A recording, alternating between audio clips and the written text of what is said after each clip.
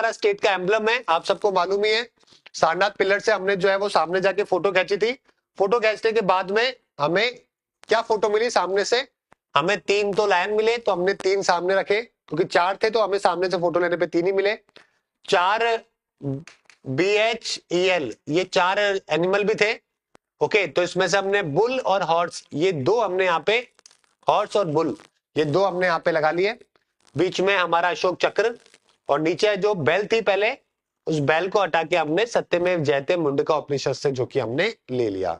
समझ गए? ये जो 4 एनिमल है ये गौतम बुद्ध की लाइफ को डिपिक्ट करते हैं, आप सबको मालूम ही है।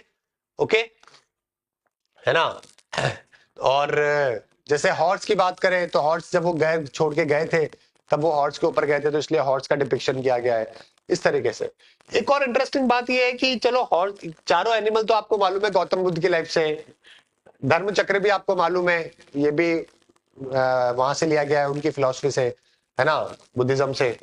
और सत्यमेव जयते हमने मुंडका उपनिषद से ले लिया कि सत्य की हमेशा जीत होती है, परेशानी बहुत होती है लेकिन जीत हमेशा होती है। समझ गए? लेकिन ये 3 जो लायन है इनका क्या सिग्निफिकेंस है, कभी आपने सोचा है? काफी दिनों पहले एक बार ऑफलाइन क्लास में मैंने पढ़ाया था, बहुत कम लोगों को पता है ये जो 3 लायन है ना, ये 3 सत्य, 3 तरीके के जो सच है उनको डिपिक्ट करते हैं। कुछ दिन पहले शायद मैंने आपको बताया भी होगा। सच की भी अपनी परिभाषा होती है, समझ गए? एक बोलने वाले का सच होता है, एक सुनने वाले का, और एक जो तीसरी पार्टी है जो कि दोनों को देख रहा है, सुन रहा है। तीनों सच को अपने अपने हिसाब से प्रेडिक्ट करते हैं। मैंने बोला मेरा नाम मुनेश है, आपको लगता है कि इसका नाम मुनेश तो नहीं हो सकता, मुनेश जैसा दिख रहा है ये बंदा, आपने अपना सच मान लिया। तीसरा बंदा जो खड़ा है वो सुन रहा होगा, वो बोलेगा यार हो सकता है, हो भी नहीं सकता है, बड़ा अजीब नाम है मुनेश, ऐसा नाम कौन रखता है, नहीं हो सकता है। मैंने मेरे हिसाब से सच बोला है, आपने अपने हिसाब से सच मान लिया, तीसरे ने अपने हिसाब से उसको प्रेडिक्ट कर लिया। तो सच भी जो है ना, ये देखने वाले का नजरिया होता है एक्चुअली के अंदर। अब एक और सवाल पूछा गया फिर बहुत सारे दुनिया में फिलोसफर से कि जब सत्य अलग अलग हो सकता है तो फिर एक्चुअल में सत्य क्या है? सत्य तो एक ही होना चाहिए। तो बहुत सारे लोगों ने अपने अपने ज्ञान दिए, जिसके अंदर महात्मा गांधी जी का सत्य जो है, जो उनकी परिभाषा या जो उन्होंने इसके ऊपर जो बात बोली, वो बहुत ही अमेजिंग बात बोली। ऐसे ही उनको महात्मा गांधी नहीं बोलते, तो उनकी जो परिभाषा थी वो बहुत ही जबरदस्त थी कि जो मैं मानता हूं, जो मैं बोलता हूं और जो मैं समझता हूं, जब तीनों एक साथ अलाइन करते हैं तीनों, तब उसको सत्य माना जाता है। हो सकता है मेरे मन में, ठीक है, मैं जो बोल रहा हूं वो मुझे पता है कहीं ना कहीं सच तो है ही नहीं, लेकिन मुझे ये लगता है कि सामने वाला मान लेगा, सामने वाले ने मान भी लिया, तो वो सत्य नहीं मान कहा जाएगा, क्योंकि मैं अंदर से उस चीज को नहीं मानता हूं।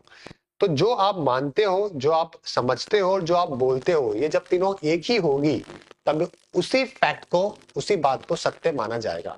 हर आदमी का सत्य अलग अलग हो सकता है, समझ गए? ये एक परिभाषा सत्य की उनके द्वारा दी गई। तो बहुत डिबेट है जो कि इस मुद्दे के ऊपर हुई है कि 3 लोगों के अलग अलग सत्य एक ही तरीके से देखने का नजरिया, ठीक है।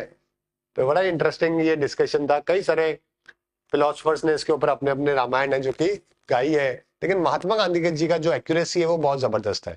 आपने, आपके फादर ने पूछा कि भाई पढ़ाई चल रही है कि नहीं चल रही है, आपको पता है पढ़ाई तो चल रही है, आपने बोल दिया हाँ हाँ भयंकर चल रही है, क्या दिक्कत है, आपके पापा ने मान लिया।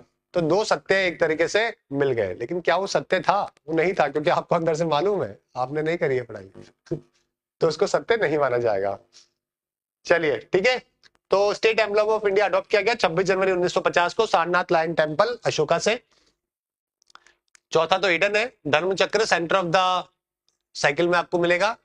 बुल मिलेगा जो कि जोडियाक साइन जो है ना उसको सिंबलाइज करता है, गौतम बुद्ध के बर्थ जो है उसको सिंबलाइज करता है। घोड़ा जो है वो उनके घर छोड़ने को सिंबलाइज करता है, ठीक है। एलिफेंट, उनकी जो मदर थी उनको सपने में आया था एक एलिफेंट जब वो पैदा हो रहे थे। और लायन जो है वो बुद्धा का एनलाइटमेंट को शो करता है। तो ये 4 जानवर है जो कि अलग अलग चीजों को शो करते हैं। सत्य में एक बेल शेप्ड लोटस था, वो हमने हटा दिया। सत्यमेव जयते हमने यूज कर लिया। धर्म चक्र हमने रिप्रेजेंट कर दिया क्योंकि ये हमारी लाइफ को शोकेस करता है। ऑलराइट, हमने कुछ लीगल प्रोविजन भी बना रखे हैं। स्टेट एम्बलम ऑफ इंडिया 2005 जिसमें हम लोग इसको ऑथराइज करते हैं। पब्लिक ऑफिशियल एक रेपुटेड डेजिग्नेशन, कोई भी सरकार का जो लेटरहेड होता है उसके ऊपर आपको एक ना स्टेट एम्बलम है जो कि मिलेगा।